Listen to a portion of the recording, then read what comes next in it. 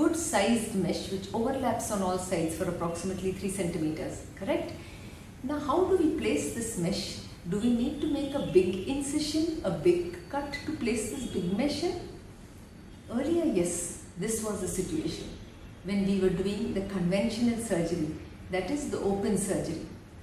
Let it be for an inguinal hernia, let it be for an incisional hernia or an umbilical hernia.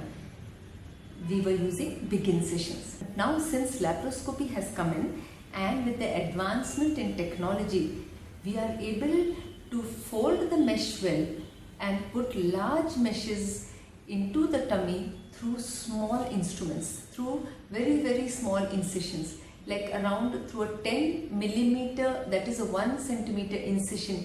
You can put in a large mesh by around 15 by 20. You can put in a 15 by 15 mesh. The mesh is unfolded and then it is placed abutting the defect.